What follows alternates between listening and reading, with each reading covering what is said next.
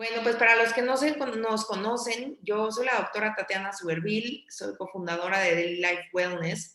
Nosotros nos dedicamos a hacer programas de prevención de salud y de bienestar integral dentro de las empresas para poder mejorar el estilo de vida y la salud de todos los colaboradores.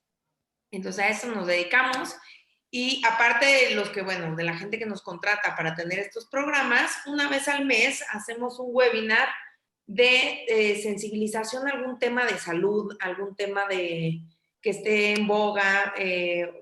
Tenemos varios temas que hemos abordado, ya sea para recursos humanos o que sean interesantes para los colaboradores.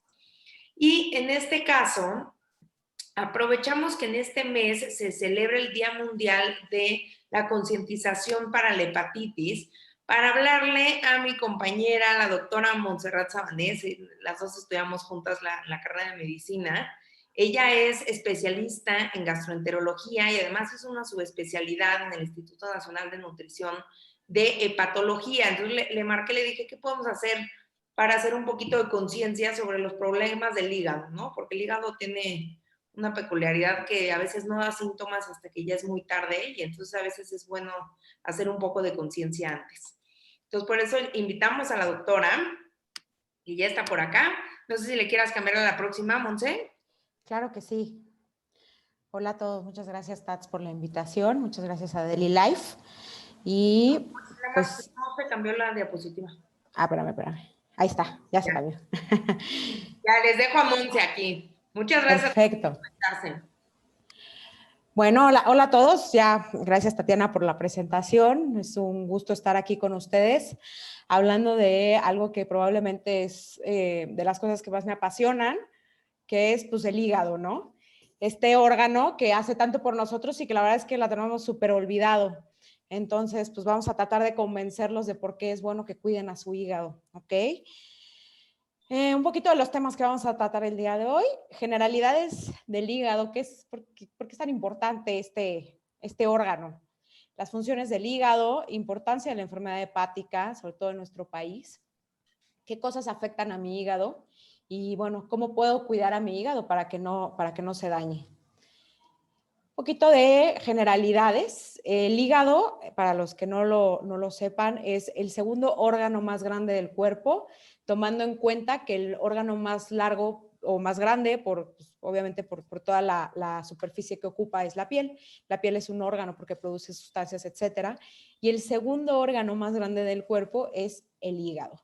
En el hombre tiene aproximadamente un peso de 1,800 gramos y en la mujer de 1,400. Y en general, en un adulto con estatura promedio es aproximadamente el 2% del peso corporal. El hígado se localiza en el cuadrante superior derecho del abdomen, justo abajito de las costillas. Las costillas son como su jaula que lo protegen. Está adelante del estómago, del colon, ciertas partes del estómago, ciertas partes del colon, del duodeno, que es la primera porción del intestino delgado, y justo también cerquita del páncreas, que también es un órgano muy importante. Entonces tiene una localización anatómica muy importante y pues, bueno, también por eso es importante, siempre es importante que sepamos en dónde está para saber qué es lo que nos duele, ¿no? El hígado es un órgano que se forma desde la tercera semana de gestación, es decir, en el momento en que existe la fecundación en el bebé, desde la tercera semana de que el bebé está gestándose, ya tenemos hígado. ¿Y qué lo hace tan importante? Que este es un órgano que, aparte de que es de los primeros que se forman, tiene un papel fundamental en los primeros meses de gestación. ¿Por qué? Porque hasta el 5º mes, este órgano va a ser el único encargado de producir la sangre del bebé. Ya a partir del 5º mes se desarrolla la médula ósea, que es donde los adultos formamos nuestra sangre, pero hasta el 5º mes, este órgano es el encargado de formar nuestra sangre. Y bueno, ¿y qué más hace tan importante este órgano? Tenemos el órgano está localizado en esta zona donde ya les comenté Y lo importante del hígado es que va a recoger toda la sangre del intestino, tanto el intestino delgado como el grueso. Es decir, estos dos órganos, el intestino delgado y el grueso, son los encargados de recoger todos los nutrientes, todas las cosas que absorbemos de los alimentos, se van a romper, se van a metabolizar y se van a absorber en estos dos órganos. Estos órganos tienen unas venas, que son las venas mesentéricas, tanto la superior como la inferior, que son estas que vemos aquí en el dibujito. Y estas venas se van a encargar de recoger toda la sangre que trae todos los nutrientes y todas las cosas, todo lo que consumamos que pase por nuestra boca, se va a absorber en el intestino y va a llegar al hígado por medio de estas venas. También va a tener llegada de la sangre del vaso. Recuerden que el vaso es un órgano muy importante que tiene una función inmunológica, tiene la función de limpiar la sangre de las células viejas, etcétera. Entonces, el vaso también, una vez que haya hecho su trabajo, nos va a mandar la sangre hacia el hígado. Y aquí en el hígado va a pasar por medio de todo el sistema porta, que es la famosa vena porta, esta que se forma con la vena mesentérica superior, la inferior y la esplénica, se va a formar una sola vena, que es una vena grande, que es la vena porta. La vena porta es el principal aporte nutricional o el principal aporte de sangre al hígado. El aporte por arteria, a diferencia de muchos otros órganos, va a ser muy pequeño en comparación con el aporte venoso que va a tener el hígado. Entonces, una vez que ya se recogió toda la sangre, va a llegar aquí al hígado y por medio de múltiples procesos enzimáticos, va a pasar por diferentes estructuras la sangre, se va a limpiar, vamos a ver ahorita un poquito más las funciones del hígado, y una vez que ya haya hecho todo su trabajo el hígado, la va a mandar aquí arriba, a la vena cava inferior. O sea, salen las venas hepáticas, que son estas que vemos aquí, y de aquí se va a pasar a la vena cava inferior. ¿Y qué es lo importante de esto? De aquí la vena cava inferior se va a conectar a la parte derecha del corazón. Entonces, la sangre, antes de cualquier otro lugar, pasa primero por el hígado y de ahí el hígado, que hace todo el trabajo más difícil, se lo manda al corazón. El corazón de la cavidad derecha, de las cavidades derechas, lo va a mandar hacia arriba a los pulmones. En los pulmones la sangre, una vez que ya está limpia, metabolizada, etcétera, se va a oxigenar, va a pasar al lado izquierdo del corazón y del lado izquierdo del corazón, ahí sí, se va a ir a todo el cuerpo como la sangre limpia y la sangre oxigenada que nosotros necesitamos para poder vivir. Entonces, es muy importante este paso en el hígado para que nuestro corazón pues ya haga la tarea de oxigenar la sangre y mandarla al resto del cuerpo. Entonces, esto es algo muy importante que hace el hígado. ¿Y qué otras funciones tiene el hígado? Podríamos hablar 10.000 horas solo de las cosas que hace el hígado, ¿no? La verdad es que es un órgano fascinante y es un órgano vital, ¿no? Nosotros podemos vivir sin ciertos órganos, pero no nos podemos dar el lujo de vivir sin el hígado. El hígado es vital, sin hígado no podemos vivir. Entonces, el hígado va a tener un papel muy importante en muchos de los sistemas y en muchas de las principales labores que nos hacen que estemos vivos. Va a tener un trabajo en el sistema inmunológico, desintoxica la sangre, almacena, produce y metaboliza sustancias, está muy relacionado con la parte de la digestión, forma proteínas clave, que ahorita vamos a platicar un poquito de eso, tiene un papel súper importante en todo el tema de la coagulación, forma las sustancias que hacen que no nos desangremos, forma la bilis, que también es muy importante para la digestión, forma el colesterol, que sabemos que el colesterol, pues hay colesterol bueno, colesterol malo, pero el colesterol es indispensable para la formación de hormonas y para la formación de otras sustancias clave en el funcionamiento de nuestro cuerpo, y también tiene que ver en los sistemas hormonales, aparte de muchas otras cosas que hace nuestro hígado por nosotros. En el sistema inmunológico, el hígado va a detectar patógenos ajenos al organismo. Es decir, todo lo que se recoge del intestino, a veces se fugan sustancias patógenas que son producidas por bacterias, se fugan otro tipo de sustancias que son anormales, y el hígado por eso es un órgano tan importante en el sistema inmunológico, porque es de los primeros lugares por donde pasa la sangre y ahí es donde se identifican muchos de los patógenos. Forma o tiene un papel importante en la formación de sustancias clave para un buen funcionamiento del sistema inmunológico. Acuérdense que el sistema inmunológico es todo lo que nos defiende de las cosas ajenas a nuestro organismo. Entonces, tiene un papel clave en la formación de sustancias, como por ejemplo inmunoglobulinas, el complemento, que son diferentes sustancias o diferentes productos que hacen que nuestro sistema inmunológico funcione de una forma adecuada. Por eso, cuando falla el hígado, los pacientes que tienen problemas del hígado, que su hígado ya no funciona bien, son pacientes que son mucho más propensos a infectarse, a tener infecciones, porque su sistema inmunológico ya no funciona de la forma en la que debería de funcionar. Otra cosa súper importante, la famosa desintoxicación, ¿no? El famoso detox que todos queremos hacer, ya lo tenemos en nuestro cuerpo, solo tenemos que cuidar bien a nuestro hígado. El hígado, una de las cosas más importantes, es como un laboratorio que se dedica a metabolizar, cambiar, conjugar, biotransformar todas las sustancias ajenas a nuestro organismo que ingresan a nuestro cuerpo. Obviamente los medicamentos, muchísimos de los medicamentos tienen una transformación en el hígado, ya sea para poderlos eliminar o para poderlos activar, pero en el hígado tienen una función, el hígado tiene una función muy importante en todo el tema de cómo actúan los medicamentos. Y obviamente sustancias extrañas al organismo como el alcohol, las drogas, muchas otras cosas de las que hablaremos en un ratito más, también nos ayuda pues, a tratar de eliminarlas y que no nos hagan más daño. Almacena, produce y metaboliza sustancias clave. Uno de los papeles más importantes del hígado es, por ejemplo, el almacenamiento de la vitamina A. Sabemos que la vitamina A tiene un papel importantísimo en muchas de las cosas que se llevan a cabo en nuestro organismo y el hígado tiene unas células específicas que son las encargadas de guardar esta vitamina. La vitamina D, que es, pues ya sabemos todos, muy importante para prevenir la osteoporosis, también tiene un paso clave cuando se absorbe. Acuérdense que nosotros, pues la vitamina D primero se activa, nosotros la comemos, se absorbe en nuestro intestino, pasa por el hígado y se activa, ¿no? O sea, tiene diferentes puntos de activación y uno de ellos que es muy importante es en el hígado. Entonces también la vitamina D es, pues, se la debemos en parte que funcione a nuestro hígado. La vitamina K, por ejemplo, que es la vitamina más importante para la coagulación, para la formación de ciertas sustancias o factores de coagulación que son los relacionados a vitamina K o vitamina K dependientes, van a estar, el hígado va a ser el encargado de guardar esta vitamina K y por eso cuando falla el hígado, uno de los problemas en nuestros pacientes con cirrosis son trastornos en la coagulación. Entonces, el hígado también tiene muchísimo que ver con todo el tema de la coagulación. Es súper importante el papel que tiene el hígado en la coagulación. El hígado almacena la glucosa. Acuérdense que nosotros pues necesitamos la glucosa es como nuestra gasolina.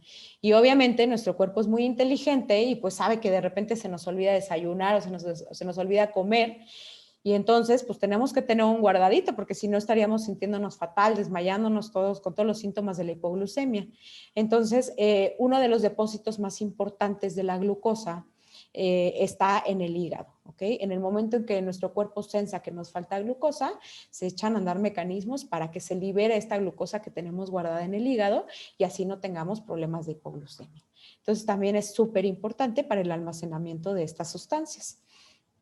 Otras funciones, la famosa bilis, acuérdense que la bilis es una sustancia que nos sirve o que se forma se junta junto con las sales biliares y con otras sustancias y se almacena en la vesícula y posteriormente se elimina hacia el intestino delgado, en el duodeno, en la primera porción del intestino delgado, y de ahí se va hacia los alimentos que nosotros ingerimos y nos ayuda a poder absorber ciertas sustancias como las grasas, las rompe y nos ayuda a absorberlas.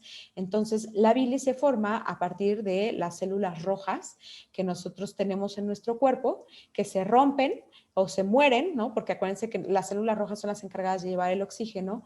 Cuando llega un punto en su vida, pues ya tienen que morirse, pero nuestro cuerpo es muy inteligente y entonces ahorra todas las sustancias que puede. la hemoglobina, pasa por ciertos procesos, etcétera, hasta que se convierte en una cosa que se llama bilirrubina no conjugada. Esta bilirrubina no conjugada llega al hígado por medio de ciertas sustancias, se convierte en bilirrubina conjugada y esta se elimina a través de la vía biliar y hace todo lo que ya les comenté. Entonces, es súper importante también el papel del hígado en la formación de la bilirrubina indirecta a la bilirrubina indirecta para poderla eliminar. ¿Y esto qué hace? Que pues cuando tenemos una enfermedad del hígado, ¿qué pasa? Nos ponemos amarillos. ¿Por qué? Porque la bilirrubina es un color, es un pigmento que se deposita en los tejidos, se deposita en los ojos, en la piel, y es un pigmento color amarillo. Entonces, cuando nuestro hígado no se puede deshacer de la bilirrubina de una forma adecuada, se empieza a acumular en todo nuestro organismo. La formación del colesterol, que era lo que les comentaba, el colesterol tiene utilidad en muchísimas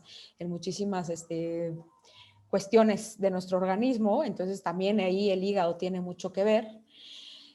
Producción de proteínas, la principal proteína o la de las proteínas más importantes que tenemos en el organismo es la famosa albúmina. Y ojo, el único órgano que produce albúmina en nuestro cuerpo es el hígado. Entonces, en el momento en el que el hígado falla, uno de los datos que podemos ver por laboratorio es la disminución en la producción de albúmina o la albúmina baja en la sangre, ¿no? Y también produce o ayuda a producir otro tipo de proteínas transportadoras. En nuestro cuerpo muchas sustancias no pueden viajar solas, tienen que viajar unidas a ciertas proteínas, como por ejemplo los medicamentos, ciertas hormonas, etcétera. No pueden viajar así nada más por la sangre. Entonces el cuerpo se encarga de producir estos transportadores que nos van a ayudar a que las hormonas, a que los medicamentos lleguen al lugar al que tienen que llegar. Otras funciones, que era lo que ya les comentaba, interactúa también con otros sistemas de hormonas, por ejemplo, las hormonas tiroideas en la conversión de un tipo de hormona tiroidea a otra para que sea la fase activa, etcétera. La producción de hormonas sexuales, por ejemplo, en la conversión de estrógenos, andrógenos, etcétera, que también es muy importante. ¿Por qué? Porque cuando falla el cuerpo, el hígado, empezamos a ver cambios en el cuerpo que son típicos pues, de la deficiencia, por ejemplo, de testosterona. Entonces, esto también es muy importante. Interactúa con otros sistemas, que era ya lo que comentábamos, la vía biliar, el metabolismo y la absorción de ciertos alimentos, etcétera. Y algo súper importante que también puede ser pues un problema en ciertas enfermedades hereditarias o genéticas, es el hígado es uno de los principales almacenadores de hierro. Recuerden que el hierro es una sustancia fundamental para producir las células rojas que van a llevar el oxígeno a todo su organismo, los famosos eritrocitos. Entonces, el hígado es uno de los órganos más importantes que nos van a ayudar a almacenar el hierro. Entonces también esto es súper importante para evitar problemas de anemia, etcétera. Y lo mismo con el cobre, la deficiencia de cobre o cuando nosotros no tenemos depósitos adecuados de cobre, pues también vamos a tener problemas de anemias y problemas de muchas otras cosas porque es una sustancia muy importante para el adecuado funcionamiento de nuestros sistemas. Entonces, pues como ven, el hígado está ahí para hacer muchísimas cosas súper importantes. Es un órgano vital, ¿no? No hay nada que lo sustituya. Y bueno, ya después de esta pequeña revisión de por qué es tan importante el hígado y por qué me gusta tanto, pues vamos a hablar y bueno, qué tan importante es la enfermedad hepática en nuestro país, ¿no? Porque pues digo, todos sabemos que la gente se muere de diabetes, todos sabemos que la gente se muere por infartos, ¿no? Por violencia, etcétera. Pero si nosotros vemos estas tablitas, la verdad es que a mí sí me impresionó ver esta información y es del 2013, probablemente en las nuevas esto se modifique hacia peor. Pero bueno, si vemos de las principales causas de muerte en hombres, la número 4 es la cirrosis, o sea, la enfermedad del hígado, la enfermedad final del hígado, ¿no? O la enfermedad terminal del hígado. Y en las mujeres, pues no nos quedemos tan atrás, es la número 7, ¿no? En mujeres hay otro tipo de enfermedades que nos pueden llevar a la muerte, pero pues está dentro de las primeras 10 y en el top 5 en hombres. Entonces, esto es algo súper importante. ¿Por qué? ¿A quiénes es a los que más afecta? En el caso de los hombres, vamos a ver que los hombres de 30 a 44 es la tercera causa de muerte después de accidentes y de homicidios. O sea, es una enfermedad muy, muy importante. ¿Por qué? Porque, bueno, homicidios y accidentes de tráfico, pues bueno, no son propiamente enfermedades, pero es la tercera causa de muerte en hombres de edad reproductiva, que están en edad laboral o edad productiva para pues, el sistema económico. Y también en hombres de 45 a 64 años, que igual, o sea, están justo en la época en la que es cuando más producen, cuando pues tienen hijos, tienen familias, tienen, ¿no? Entonces, y es la tercera causa de muerte en estos dos grupos. Y también en los hombres, a partir de los 65 años, va a ser una de las principales causas de muerte, ¿no? Es la número 7. O sea que no nos libramos de la enfermedad hepática con la edad. Tal vez hay otras enfermedades que se vuelven más prevalentes, pero sigue siendo dentro del top 10 y lo que es súper importante, el top 3 en hombres jóvenes. Y en las mujeres, pues también no se queda muy atrás. Existen otras enfermedades, desgraciadamente en México, enfermedades que todavía, pues bueno, muchas de las enfermedades o la muerte son por causas que se pueden prevenir. Diabetes, cáncer de mama, los accidentes, otros tipos de cáncer, cardiopatía isquémica en mujeres también jóvenes en edad productiva. Y es el número 9 en mujeres de 30 a 44 años, el número 5 en mujeres de 45 a 64 años y el número 8 en mujeres de 65 años o más. O sea que es de las principales enfermedades del mundo, de nuestro país y de las principales causas de mortalidad en edad productiva, en la edad en la que me imagino que están la mayoría de los participantes en este webinar. Entonces, pues es algo importante, ¿no? Porque no solo afecta a nivel social, afecta a nivel económico, afecta en muchas esferas de nuestra sociedad. Y bueno, ¿qué cosas afectan a mi hígado? Ya vimos todo lo que hace nuestro hígado por nosotros, pero ya ahora vamos a saber qué cosas me pueden dañar a mi hígado. Y esto, pues bueno, creo que muchos ya deben de tener alguna idea, pero si no, pues ahorita vamos a platicar un poquito. Voy a enfocarme un poquito más en las causas pues, prevenibles, ¿no? Porque son en las que podemos incidir, en las que podemos hacer cambios en nuestra vida. El alcohol es actualmente la principal causa de enfermedad hepática crónica. Pero ya se está peleando ahí con el sobrepeso y la obesidad. Ahorita vamos a ver por qué. Las infecciones virales crónicas, enfermedades autoinmunes. Una enfermedad autoinmune es aquella en la que mi cuerpo, mi sistema inmunológico, ataca órganos de mi propio cuerpo porque no los reconoce como si fueran nuestros, los reconoce como si fueran ajenos. Entonces mi sistema inmunológico empieza a atacar y empieza a inflamar y eso hace que si esta inflamación no se para, pues podamos tener daño crónico en el hígado, ¿no? Enfermedades genéticas, que era lo que les platicaba, por ejemplo, enfermedades del depósito anómalo de hierro, como la hemocromatosis, las enfermedades otras más raras, como la enfermedad de Wilson, que es por depósito excesivo de cobre. Esas enfermedades, pues, afortunadamente son menos comunes, pero es importante siempre saber nuestros antecedentes familiares, ¿no? Las lesiones de la vía biliar en México, desgraciadamente, una de las principales causas de trasplante hepático es las personas que tuvieron lesión de la vía biliar, es decir, en una cirugía que se haga una lesión, obviamente sin querer, pero pues que se corte alguno de los conductos de la vía biliar, etcétera. Esto va a generar que se almacene la bilis, las sales biliares que no se puedan eliminar adecuadamente.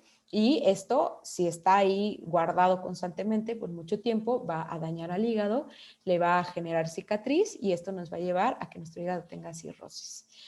Malformaciones congénitas, pues bueno, esto también es algo que nosotros no podemos prevenir, pero pues obviamente todos los que tengan bebés, pues siempre llévenlos al pediatra y los pediatras van a ser los encargados de detectar oportunamente estas malformaciones para evitar complicaciones a la larga.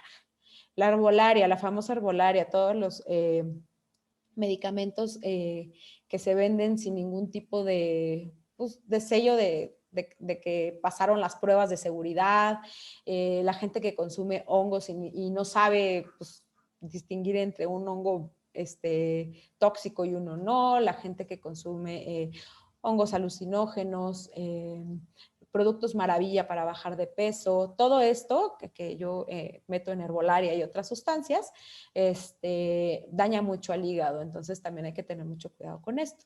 Ciertos medicamentos, enfermedades vasculares, es decir, que se hagan trombos, o sea, que se hagan coágulos en la circulación del hígado, esto también nos puede dañar el hígado, etcétera. Son un montón de cosas, pero vamos a hablar ahorita de las más importantes. Y bueno, el consumo excesivo de alcohol actualmente es la principal causa de enfermedad hepática prevenible en el mundo. En México, por ejemplo, no es tan fácil que una persona llegue a trasplante hepático si es una persona que está con consumo de alcohol activo, ¿no? O sea, el consumo de alcohol activo es una contraindicación para hacer un trasplante en una persona con cirrosis. El consumo de alcohol, pues bueno, el alcohol ya sabemos que va en el hígado, se metaboliza y libera muchas sustancias proinflamatorias que van a inflamar a mi hígado y que van a hacer que si yo estoy constantemente inflamándolo con el consumo excesivo de alcohol, llega un momento en el que, como en cualquier otra parte de mi cuerpo, que si yo estoy golpeando, que si yo estoy lastimando, se forme una cicatriz. Y esta cicatriz significa que el tejido que estaba ahí ya se murió y simplemente tengo una cicatriz que no sirve de nada más que para darle ahí un poquito de contención al tejido. ¿Y qué es consumo excesivo de alcohol? Pues bueno, se las pongo aquí hasta con ejemplos para que por lo menos salgan con esto bien establecido, bien seguro de qué es, a qué nos referimos los doctores, ¿no? Porque pues, todos los doctores decimos, no consumas mucho alcohol, pero ¿cuánto es mucho, no? Consumo excesivo de alcohol se refiere a más de 20 gramos al día en las mujeres y más de 30 gramos al día en los hombres.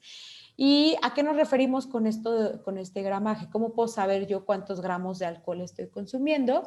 Pues bueno, tenemos ahí esa formulita mágica en la cual yo voy a agarrar el volumen de la bebida alcohólica que me estoy tomando.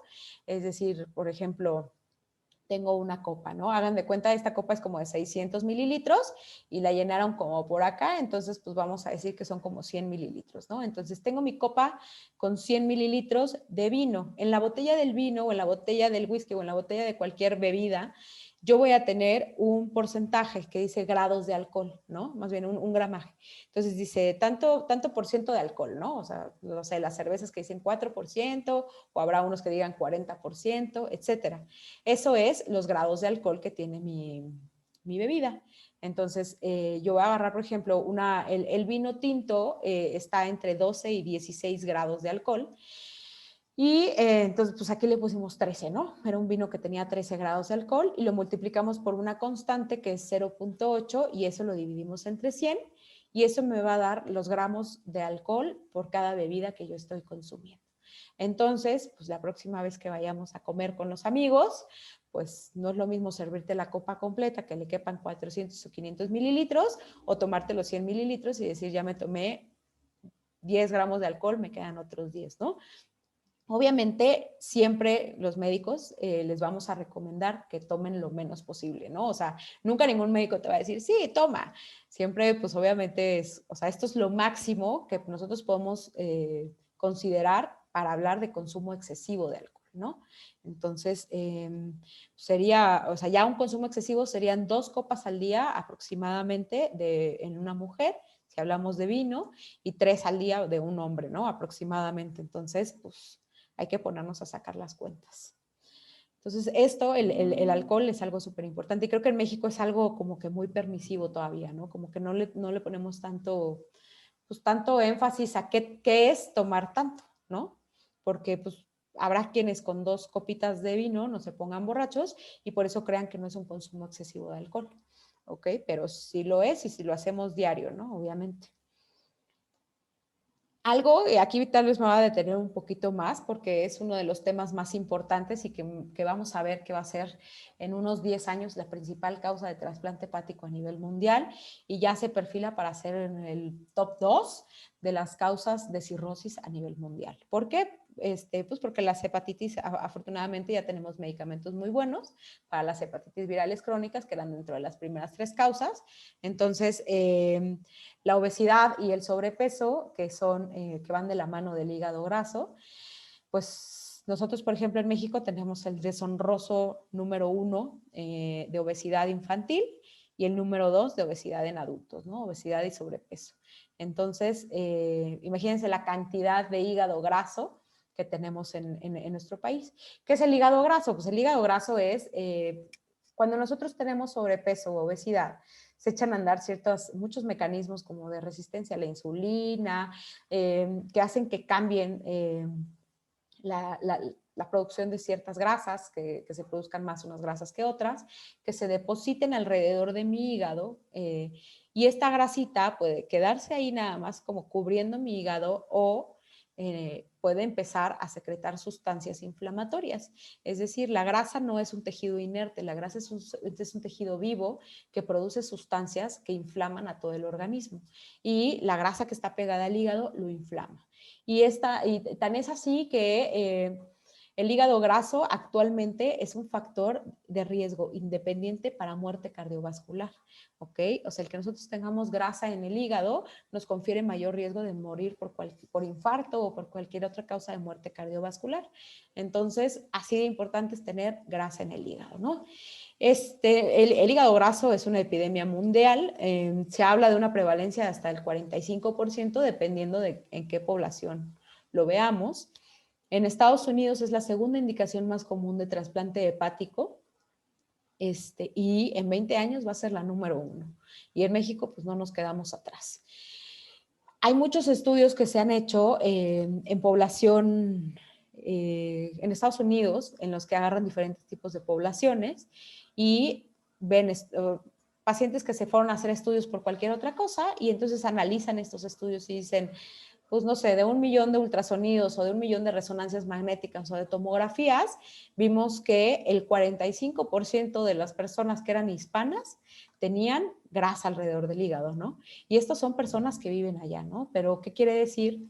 Los hispanos tenemos muy mala suerte en cuanto al problema metabólico, porque cargamos con muchos genes que no nos benefician en lo absoluto y que al contrario aumentan nuestro riesgo metabólico y nuestro riesgo de presentar hígado graso y otros trastornos como la diabetes, obesidad, dislipidemia, etcétera.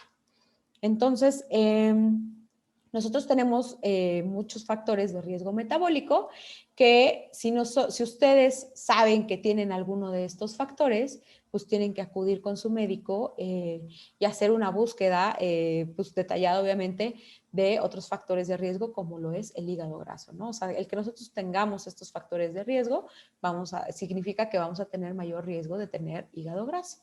Entonces, ¿cuáles son estos factores? Pacientes que sean hipertensos, pacientes que sean diabéticos o que tengan prediabetes o resistencia a la insulina, pacientes que tengan obesidad central, como vemos ahí, la obesidad abdominal, la grasa abdominal, triglicéridos alterados, niveles elevados de proteína C, niveles bajos del colesterol bueno, que es el HDL. Todo eso me va a conferir factores de riesgo metabólico para que tengamos hígado graso.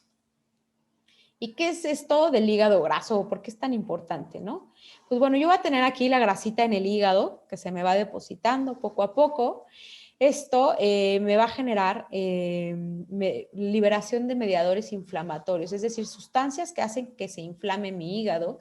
Va a haber también alteraciones a nivel de la flora intestinal. Entonces, la flora intestinal también es súper importante en todo el proceso de daño a nuestro hígado. ¿Por qué? Porque acuérdense lo que les decía, del intestino pasan todas las sustancias hacia el hígado. Entonces, cuando yo tengo bacterias malas, estas bacterias van a producir toxinas. Estas toxinas se van a ir a la vena porta, que era lo que les platicaba, que es la que le lleva toda la sangre al hígado, y ahí van a hacer pues, daño, ¿no? La misma grasa que está alrededor de mi hígado, que es la famosa lipotoxicidad o toxicidad asociada a la grasa, y inflamación. Todo esto se va a juntar y va a inflamar mi hígado. Entonces, ¿qué pasa cuando yo tengo mi hígado inflamado? Se van a empezar a lesionar todas las estructuras. Acuérdense que el hígado tiene una arquitectura pues como muy específica, que cuando se empieza a dañar, se empiezan a dañar las células, etcétera, va a llevar a un alto estrés oxidativo, que es liberación de radicales libres, de sustancias que inflaman o que dañan a mi hígado. Va a haber estrés, va a haber muerte de la célula hepática, que es el hepatocito, que es como el rey del hígado, que es el que hace todas las funciones que ya les decía, de desintoxicar, de almacenar, de bla, bla, bla, ¿no? Entonces, esta célula se va a morir. ¿Y qué pasa? Lo que yo les decía, cualquier cosa que dañe mi hígado es lo mismo que cuando yo me corto la piel. Si ustedes se cortan y se les hace una cicatriz, ¿cómo van a ver esa cicatriz? La cicatriz no es piel, no se ve como piel, no se siente como piel, no tiene pelitos, no suda, no tiene el mismo color, no tiene la misma textura, es más dura, etcétera, ¿no? Entonces, lo mismo le va a pasar a mi hígado. Van a haber unas células que al ver que hay daño, pues van a llegar y van a poner un cemento por todos lados, pero esto solo va a ser como para tapar la zona que se lesionó, pero el tejido que se va a depositar va a ser tejido de cicatriz y va a ser un tejido que no va a tener ninguna función en beneficio de nosotros.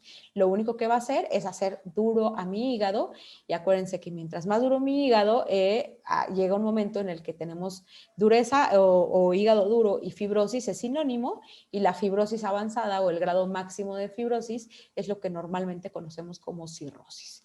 Esto va aplicado tanto al hígado graso como cualquier otra patología que me cause daño constante en el hígado. Entonces, al depositarse la cicatriz, vamos a tener fibrosis. Si nosotros dejamos que esta cicatriz se siga depositando, vamos a tener cirrosis. Y acuérdense que la cirrosis es un factor de riesgo para tener cáncer de hígado. Entonces, este es el desenlace de cualquier enfermedad. Esto es lo que genera la grasa en mi hígado. Entonces, es súper importante que lo identifiquemos y lo tratemos.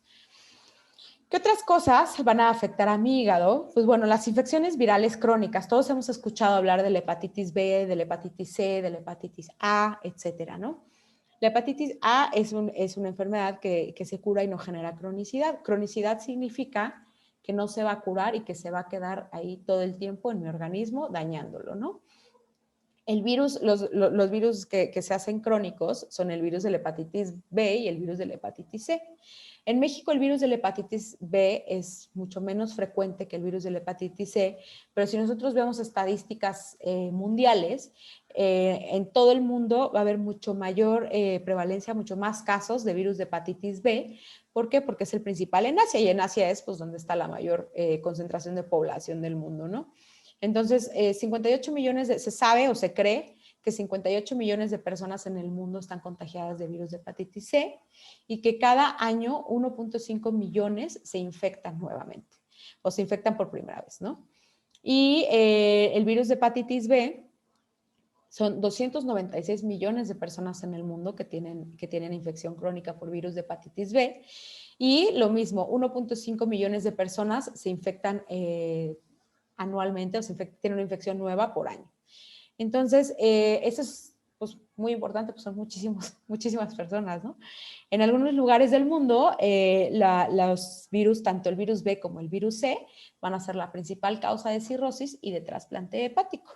Como por ejemplo la población de Egipto, porque hubo un problema con un tema de unas vacunas, que se contagió un porcentaje muy importante de la población de virus de hepatitis C.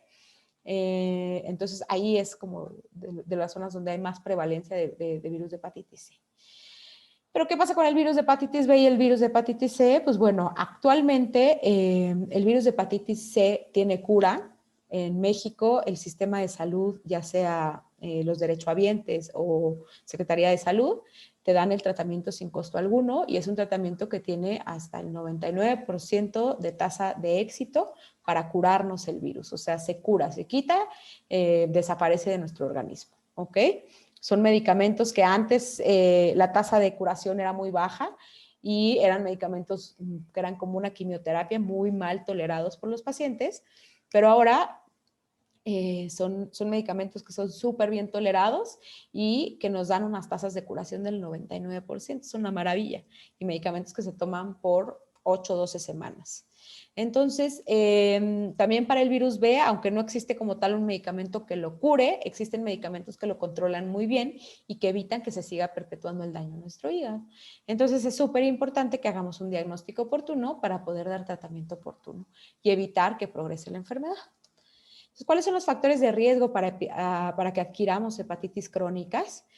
Los pacientes o las personas que utilizan drogas intravenosas y que comparten las agujas o que comparten, pues sí, principalmente las agujas o las jeringas, esta es una de las principales formas en las que la gente se contagia, el uso de drogas intravenosas pues, compartiendo las agujas, ¿no? El contacto directo con sangre de personas con la infección también puede ser un factor de riesgo para adquirir las hepatitis crónicas. Las personas, ojo, esto es súper importante, las personas que recibieron transfusiones sanguíneas antes de los 90, en México antes del 94 específicamente. ¿Por qué? Porque a principios de los 90 fue que de hecho ganaron el premio Nobel el año pasado, los médicos que descubrieron o que pudieron identificar al virus de la hepatitis C. Y a partir de ese entonces se empezó a hacer lo que actualmente se hace en todos los bancos de sangre, ¿no? Antes cualquiera podía ir, donaba y nadie revisaba la sangre, ¿no? Entonces a partir de esto se empezó a hacer un tamizaje para virus de hepatitis C en todos los productos de donación de sangre. Entonces, todas las personas que hayan recibido sangre antes de los 90 tienen que hacerse un tamizaje o un screening para ver si tenemos o no la infección, ¿no? Principalmente de virus C, aunque también pues, el virus B.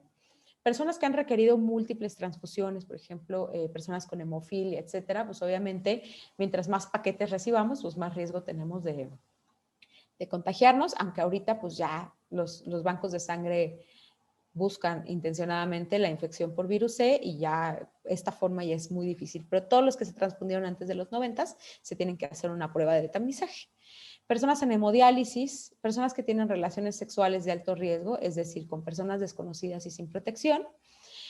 Personas que se hicieron tatuajes o perforaciones en sitios donde pues no saben si lo que estaban utilizando, las agujas, etcétera, eran el material que se utiliza, era material estéril, o que de plano pues están seguros que no era material estéril, pues también esa es una forma en la que la gente se puede infectar.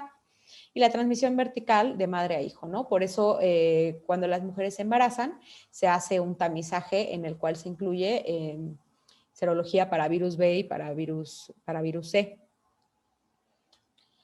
Y otras cosas que pueden afectar a mi hígado, pues obviamente medicamentos, herbolaria, etcétera, ¿no? Acuérdense que casi todo va a pasar por el hígado y entonces si son cosas dañinas, pues muy probablemente van a dañar también a mi hígado, ¿no? Hay muchísimos reportes, es muy conocido, existe un libro que solo se llama Liver Tox, que es un libro dedicado exclusivamente a toda la toxicidad hepática, tanto por medicamentos como por herbolaria, ¿ok? Desgraciadamente, todavía tenemos muy en la cabeza el que todo lo de la naturaleza es bueno y todo lo de la naturaleza es inocuo. Obviamente, pues sí, las frutas, las verduras, todo, pero muchas cosas, hierbas, sustancias, algunas hongos, todo esto, son productos que dañan al hígado, ¿ok? Y entonces, ¿qué pasa? Cuando yo voy al mercado de Jamaica a comprarme un té para quitarme el dolor de espalda, yo no sé qué me estoy tomando, ¿ok? Yo no sé qué vaya en esas hierbas, yo no sé cuál es la cantidad. Acuérdense que para que yo haga un medicamento y que el medicamento sea seguro, tiene que pasar por muchísimas etapas. Y aún así tienen riesgo de producir hepatotoxicidad algunos medicamentos. Pero que yo tengo que saber cuál es el gramaje adecuado, cuál es la posología, cuáles son los efectos adversos, se hacen primero pruebas en otros seres y ya posteriormente, después de que se ve que son seguros, se hacen pruebas en seres humanos, se vigila muy de cerca que no hay alteraciones. Para que un medicamento salga a la venta tiene que pasar por muchos años de investigación. Entonces, un manojo de hierbas que me están vendiendo que yo no sé qué sea, puede ser muy dañino para el hígado y son, en México desgraciadamente, son de las principales causas de falla hepática aguda, ¿ok? La herbolaria, la gente que consume hongos y que no sabía que eran tóxicos, pero que se los encontró ahí en el camino y pues se le hizo buena idea cocinarlos, también, ¿no? Han llegado familias enteras con falla hepática aguda porque pues decidieron que se iban a comer los hongos que encontraron ahí sin investigar, ¿no? La gente que toma remedios milagro para bajar de peso, también esos son súper dañinos al hígado. ¿Por qué? Porque, pues, a ver, vamos a ser sinceros, nada que no nos cueste nos va, o sea, va a ser inocuo, ¿no? O sea, una de dos, o no bajas de peso y pues nada más te están dando agua, o si te están dando algo que realmente va a ejercer un efecto en tu organismo, es algo que no está regulado, que no sabemos que tiene y que muy probablemente nos va a dañar el hígado, ¿ok? Entonces, todas estas cosas de matapuerco y no sé qué tantas cosas que toma la gente, he visto así. Ojo, porque eso daña muchísimo tanto a la vía biliar como el hígado y pues después terminan en trasplante los pacientes porque toman cosas que ni siquiera saben que están tomando. Entonces, hongos alucinógenos, remedios milagro para bajar de peso. Ojo, algo que está muy de moda, el extracto de té verde. Yo no les digo que la bolsita de té verde que venden en el súper, ¿no? De la pastora, esa es una dosis muy bajita. Yo les hablo del polvo, que es un polvo concentrado de puro té verde, que obviamente trae 1000 veces mayor concentración que lo que podría tener un sobrecito de té. Eso hay que tener muchísimo cuidado porque también hay muchos casos relacionados o descritos en la literatura de falla hepática aguda asociada a este tipo de complementos, ¿no? O sea, no tiene el té verde pues como les digo, ¿no? O sea, su sobrecito de té verde no tiene ningún problema, pero el que consuman cantidades tan grandes de té verde daña al hígado porque al hígado no le da tiempo pues, de metabolizar todo aquello que le estamos aventando, ¿no? Los extractos de aloe vera, extractos de alcachofa, la automedicación, todo esto me puede dañar al hígado de una forma irreversible. Entonces, ojo, hay que tener mucho cuidado con eso. Y obviamente las otras cosas en las cuales no tenemos pues mucho control, pero que tenemos que saber muy bien identificarla, son las enfermedades autoinmunes, por ejemplo, ¿no? Enfermedades como la colangitis biliar primaria, la hepatitis autoinmune, que son enfermedades que tienen manifestaciones sistémicas, que pues, siempre que tengamos una manifestación tenemos que ir al médico, tenemos que conocer, ¿por qué? Porque si en nuestra familia existen antecedentes en familiares cercanos, mamá, papá o hermanos, de autoinmunidad, ya sea otro tipo de enfermedades como artritis reumatoide, lupus, etcétera, nosotros tenemos mayor riesgo de tener enfermedades autoinmunes y una de ellas podría ser en el hígado. Las enfermedades genéticas, pues también, ¿no? Saber, ¿no? Mi mamá tiene hemocromatosis, pues toda la familia se tiene que hacer la búsqueda de la mutación en el gen, ¿no? Etcétera.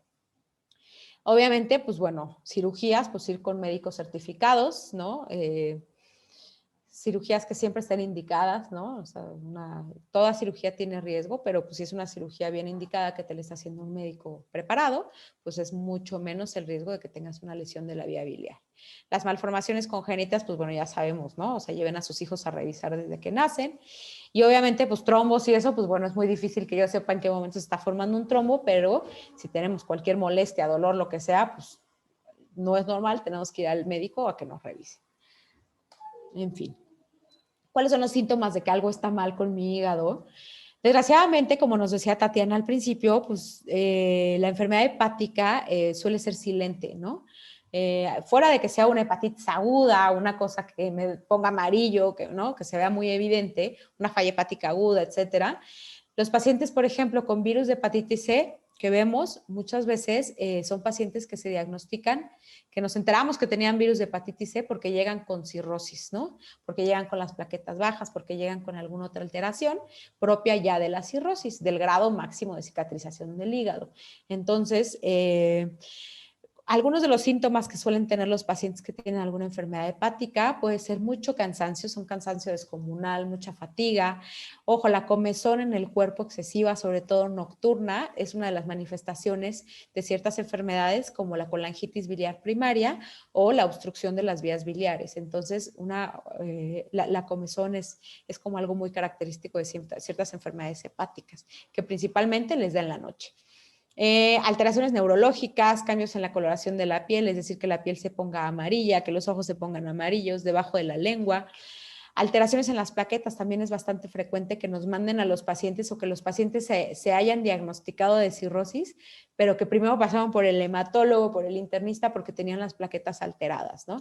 Entonces, las alteraciones en las plaquetas siempre hay que descartar que no sea una enfermedad hepática. Acumulación de líquido en el abdomen, acumulación de líquido en las piernas, etcétera.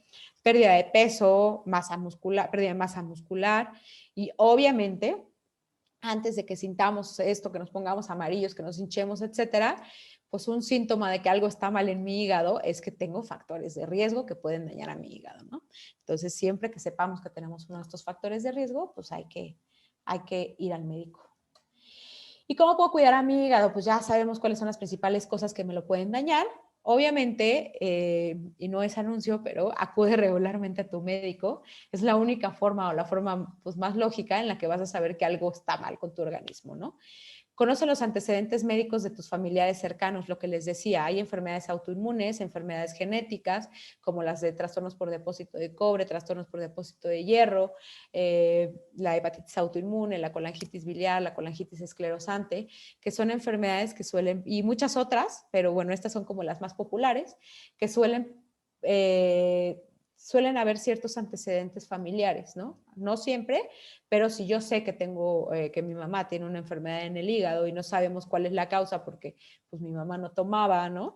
Pues entonces, pues con más razón hay que ir a conocer estos antecedentes e ir al médico para evitar que a nosotros nos pase. Identifica y acepta tus factores de riesgo. Nadie es perfecto, ¿no? Los médicos no te juzgamos ni te vamos a regañar, simplemente, pues si yo sé que me he portado mal por ahí con el consumo de alcohol, etcétera, pues bueno, tengo que ir al médico que me revise y veamos que todo está bien. Obviamente evitar el abuso en el consumo de alcohol, ya sabemos, llévense ahí péguenle a su celular en la parte de atrás la formulita para que sepan qué tanto es si se están pasando con el consumo de alcohol.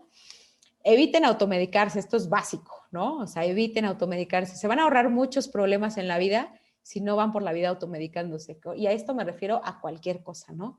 Cualquier dolor, de que pues mi comadre estaba tomando esto y yo me lo tomo porque pues me dijo que era lo mismo. No se automediquen. ¿Por qué? Porque pueden tener problemas serios en muchas cosas, no solo en el hígado, ¿no?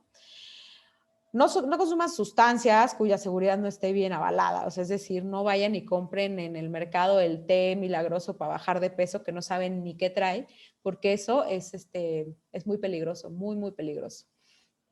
Tengan una dieta saludable y hagan ejercicio.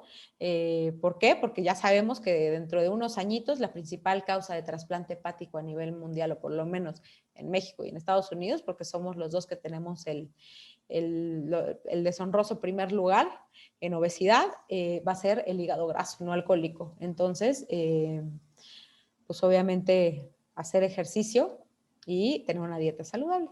Atiendan sus factores de riesgo metabólicos, que era lo que ya les comenté, todos estos factores de riesgo como diabetes, resistencia a la insulina, hipertrigliceridemia, HDL bajo, una grasa visceral, etcétera, todo eso hay que atenderlo y tratarlo porque son factores de riesgo para que tengamos hígado graso y desarrollemos cirrosis.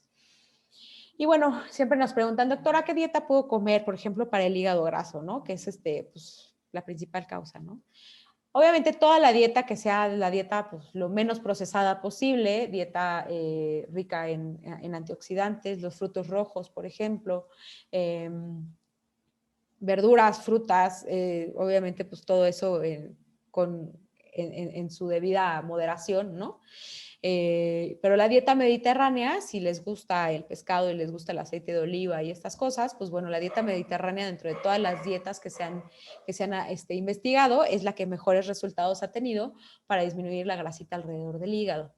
Si les gusta el café, buenas noticias, lo pueden seguir tomando, obviamente con moderación. ¿Por qué? Porque se ha visto que el café puede tener ciertos efectos protectores porque pues tiene efectos antioxidantes. Entonces, la gente que toma café pudiera ser que tenga un poquito menos de riesgo, por ejemplo, para desarrollar esteatosis hepática. Obviamente, café negro, no se vale el Starbucks con crema batida y 10,000 litros de azúcar, ¿no?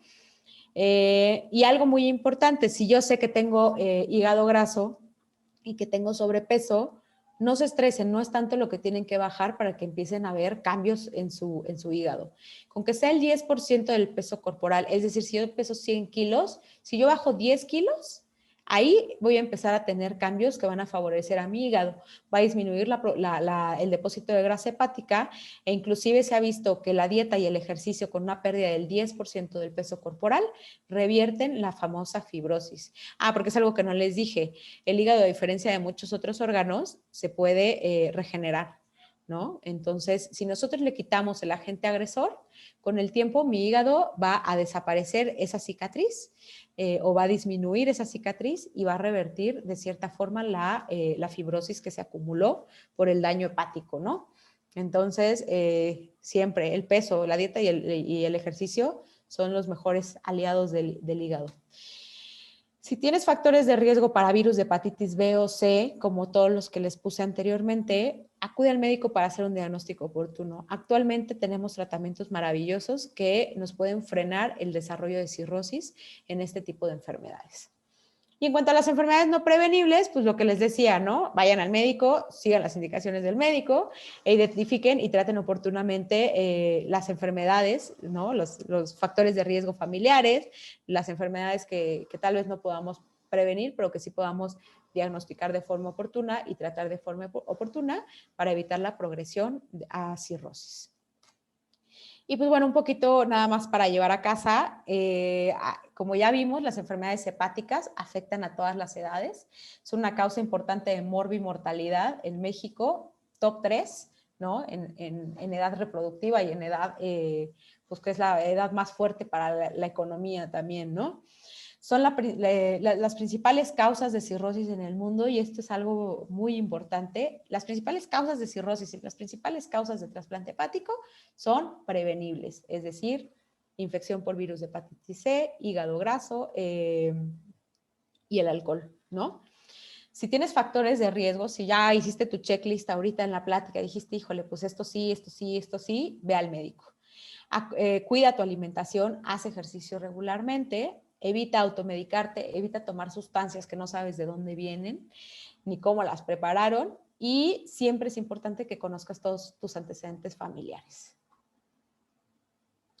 Y pues nada más, esto sería todo de mi parte. Pues Muchas gracias por la invitación.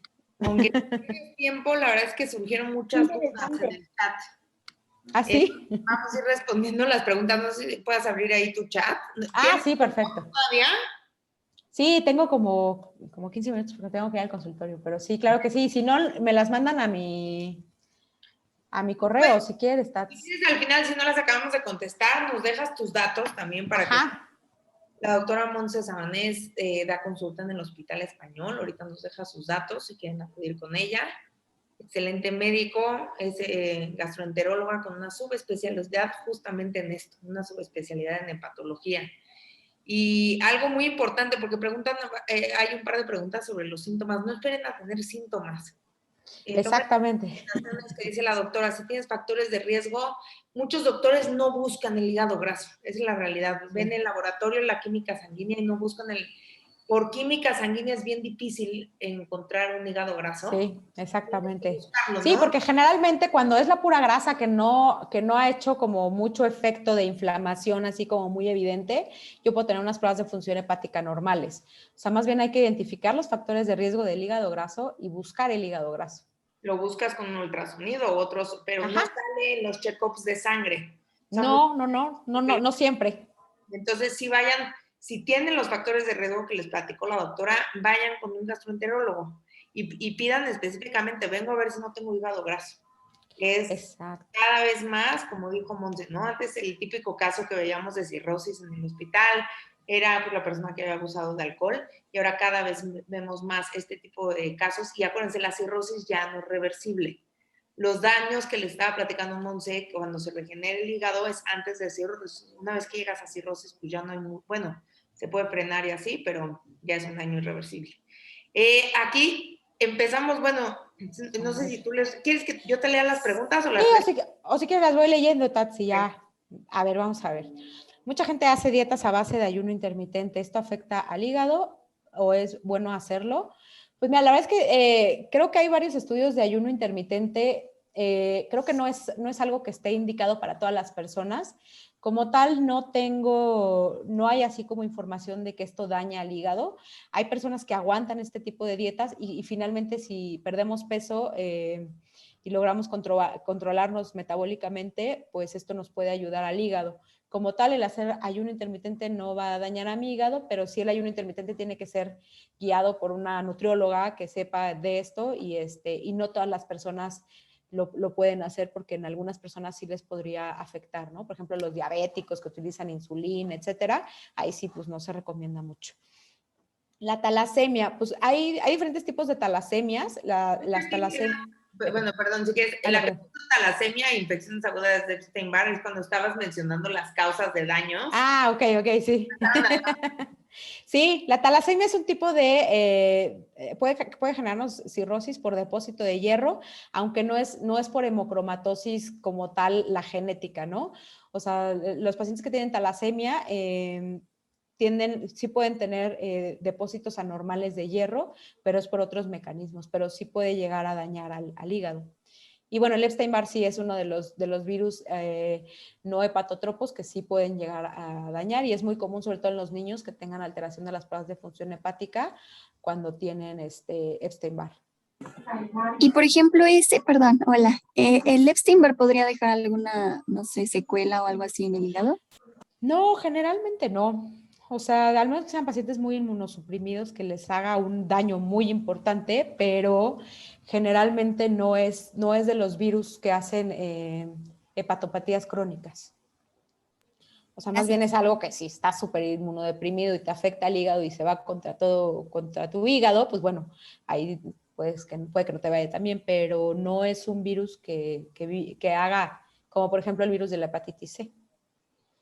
Y bueno, ¿qué significa tener la fosfatasa alcalina de la GGT muy fuera de parámetros? Pues eso es algo delicado que tienes que ir a ver a tu doctor porque puede ser desde que esté obstruida la vía biliar hasta alguna enfermedad autoinmune como la colangitis biliar primaria. El que esté elevada, la fosfatasa alcalina sola se puede elevar por muchas cosas, hasta en el embarazo, por osteoporosis, etcétera. Pero una vez que la gamma-glutamil también se eleva, es muy probable que tengamos un problema de inflamación en la vía biliar. Y bueno, el hígado graso siempre va bueno, estas creo que van juntas, ¿no? El hígado graso siempre va asociado a sobrepeso o puede darse por otra razón. No, la gran mayoría, o sea, por mucho, un gran porcentaje van a estar asociados a sobrepeso. Acuérdense que hay personas que tienen, tanto hay personas que tienen sobrepeso y que son y que metabólicamente pues no tienen triglicéridos elevados o que no tienen el colesterol elevado, como hay personas que no tienen sobrepeso, que están en normopeso y que tienen dislipidemia, ¿no? O sea, que tienen una dislipidemia familiar, que tienen el colesterol elevado, o los triglicéridos elevados, aunque coman pura lechuga, ¿no? Y hagan 10 horas de ejercicio. ¿Por qué? Porque también hay otras causas de dislipidemia que no tienen que ver con lo que comamos, ¿no? Entonces, hay otras causas de hígado graso, el hígado graso al que yo me enfoqué es el hígado graso asociado a trastornos metabólicos, pero pues sí hay, por ejemplo, algunos medicamentos nos pueden generar esteatosis hepática, ¿no? O el mismo alcohol nos puede dar esteatosis hepática inducida por alcohol, que es como hacen el paté, ¿no? Entonces, sí hay personas con sobrepeso que tienen hígado graso, personas que tienen generalmente algún otro trastorno metabólico. Hay personas que no tienen sobrepeso y que tienen resistencia a la insulina o que tienen diabetes, etcétera. Entonces, estas personas, aunque no tengan sobrepeso, pueden tener hígado graso. Si ya no tengo vaso, ¿qué otra función realiza el hígado? Bueno, el vaso y el hígado son dos cosas diferentes, nada más están conectados por una vena, pero el vaso sirve para limpiar la sangre y para limpiar a las células muertas. Y el hígado, pues todas las otras funciones que ya mencionamos. Y tiene muchas otras, si quieren luego les paso información. Pero sí están separados, o sea, el vaso hace sus cosas y el hígado las suyas, o sea, realmente el vaso lo que hace es, una vez que ya limpió todas las células muertas, manda la sangre también al hígado para que se metabolice, se limpie, etcétera. ¿Cuáles serían los principales síntomas que presenta una persona con hígado graso y que no necesariamente tiene sobrepeso? Pues ahí sería desgraciadamente el hígado graso no duele, ¿no? Entonces, no se siente, al menos que sea un hígado graso que ya está empezando a producir inflamación y que altere las pruebas de función hepática o la química hepática. Eh, si es una persona sin sobrepeso que no tiene los otros factores de riesgo, ¿no? Porque puedes tener normopeso, pero tener diabetes, tener resistencia a la insulina, tener triglicéridos elevados. O sea, si es una persona que no tiene sobrepeso, pero tiene cualquiera de los otros factores de riesgo, pues es una persona que tiene que descartarse hígado graso, ¿no? Que dice concentrado de té verde, matcha. Yo me refiero más a las cápsulas de té verde o a estas cosas. Del té verde. Ya sé, o sea, yo sé que les rompí el corazón a muchos. Yo me refiero al concentrado de té verde que venden, o sea, no el matcha que te haces tu latte o cosas así, o sea, es a las cápsulas de té verde que te venden para bajar de peso, por ejemplo, ¿no? Okay. Como la alcachofa, o sea, la alcachofa, por si me como una alcachofa no me va a hacer daño, pero la alcachofa que te venden encapsulada, que quién sabe qué más traiga, dice para bajar de peso, eso también daña el hígado, ¿no? Es como, por ejemplo, lo que sí, ¿no? O sea, tomar aloe vera, ¿no? O sea, eso daña mucho al hígado. Entonces, principalmente el té verde me refiero a eso, ¿no? A las cápsulas de té verde, a una concentración excesiva y absurda de té verde, eso es lo que daña el hígado. ¿Por qué lo daña? Pues porque causa inflamación, causa... finalmente en cantidades, acuérdense que todo en cantidades grandes puede ser un veneno, ¿no? Entonces nos podemos intoxicar, ¿por qué? Por una sobredosis de té verde, ¿no? O sea, por así decirlo. Y como todo eso se metaboliza en el hígado, llegan y se empiezan a liberar pues, radicales de oxígeno, se empiezan a liberar muchas sustancias que al hígado no le da tiempo, no le da chance de metabolizar y de limpiar. Entonces, digamos que el hígado entra en estrés y porque es demasiada la concentración de estas sustancias, ¿no? O sea, todo en exceso es malo, ¿no? Es como, por ejemplo, la cúrcuma. La cúrcuma, hay algunos estudios que dicen que puede llegar a ser benéfica, pero en concentraciones muy chiquitas, muy chiquitas. Pero si yo me como una cantidad absurda de cúrcuma, es muy peligroso y me puede dañar también a mi hígado. ¿Por qué? Porque todo, acuérdense que en concentraciones excesivas, todo se va al hígado y es como si yo me tomo 5 botellas de Bacardí, ¿no? O sea, pues no es lo mismo que tal vez me tome 100 mililitros de vino tinto, que a mi hígado le va a dar chance de ir metabolizando poco a poco, a que yo me empine 5 botellas de Bacardí. Pues obviamente a mi hígado no le va a dar tiempo de metabolizar esa cantidad de sustancias que dañan, ¿no? Entonces, una cirugía de quitarte la vesícula puede afectar al hígado, no. Puede afectar a la vía biliar si te hacen lesión de la vía biliar, o sea, si cortan la vía biliar en lugar de, o sea, si hay un daño en el colédoco, si cortan la vía biliar, si lesionan la vía biliar, a la larga puede dañar al hígado porque se genera una cosa que se llama colestasis crónica, es decir, no se eliminan las bilirrubinas y no se eliminan las sales biliares y esto lesiona a mi hígado obviamente mucho tiempo, ¿no? O sea, una cirugía en la que se corta la vasculatura de por ejemplo, las venas o las arterias que irrigan al hígado, ahí sí también, pues obviamente al no llegarle la sangre a mi hígado, pues también puede lesionarse y puede a la larga convertirse en un problema muy grave del hígado, ¿no? Entonces sí, o sea, obviamente si es necesario quitarla, pues bueno, ¿no? O sea, se tiene que quitar y punto, pero por eso les decía, ¿no? Cuando las cosas están bien indicadas. Tipo de alteraciones neurológicas, pues esto ya va más allá cuando el paciente ya tiene cirrosis, por ejemplo, la encefalopatía hepática, pacientes que se quedan dormidos durante el día, que no pueden despertar en la noche, que se desorientan, que están apáticos, que están agresivos, que están deprimidos, ¿no? O sea, que son pacientes que ya tienen una enfermedad ya crónica del hígado, una cirrosis, que pueden debutar con un cuadro de encefalopatía, ¿no? Entonces llegan y no despierta y resulta que lo que tiene es una encefalopatía hepática. ¿Se puede manifestar con dolor? No, desgraciadamente la cirrosis no duele. ¿Qué recomendaciones tienes para la reducción de la retención de líquidos? Bueno, ahí sí depende mucho de cuál es la causa, ¿no? O sea, en los pacientes con cirrosis la retención de líquidos se va a dar por falta de albúmina, por cambios en muchos sistemas. Pero sí, ahí más bien si tienes retención de líquido tienes que ir con el doctor y que te diga pues, qué es lo que te está hinchando, ¿no? ¿Qué cantidad se toma del café? No, bueno, pues no hay una cantidad específica, pero ojo, si te tomas 1 o 2 tazas de café al día, perfecto, ¿no? O sea, puede que ayude a tu hígado. ¿Cuál es la fórmula para el consumo del alcohol? Ahí, se la paso a Tatiana y luego que se las pase. Es a ver. Eran los mililitros que te vas a tomar por los grados de alcohol que trae la bebida, o sea, que dice la botella, por 0.8 entre 100. Esa es la clave. Luego, creo que sí. Dice, la falta de vitamina D es algo que está mal en mi hígado. La falta de vitamina D puede ser por muchas cosas, pero los pacientes que tienen hepatopatía, sobre todo colestasis, es decir, cuando no se pueden eliminar bien las sales biliares, son pacientes que tienen deficiencia de vitamina D. Para limpiar el hígado, ¿es bueno tomar en ayunas aceite de oliva con limón? No sirve de nada eso.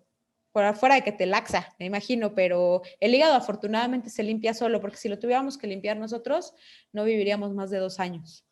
¿El vaso se hace grande cuando está mal mi hígado? Sí, por una cosa que se llama hipertensión portal. Y creo que ya es todo. Las contestamos todas.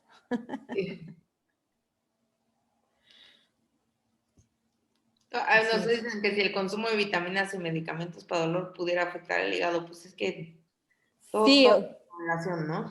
Exacto, todo. O sea, si es algo que no está bien indicado, cualquier cosa puede afectar, ¿no? No sé si nos puedes dejar, Monse, tus datos, el teléfono de tu consultorio. Sí, claro que sí. Tu correo aquí en el chat, lo escribimos para los que tengan más dudas.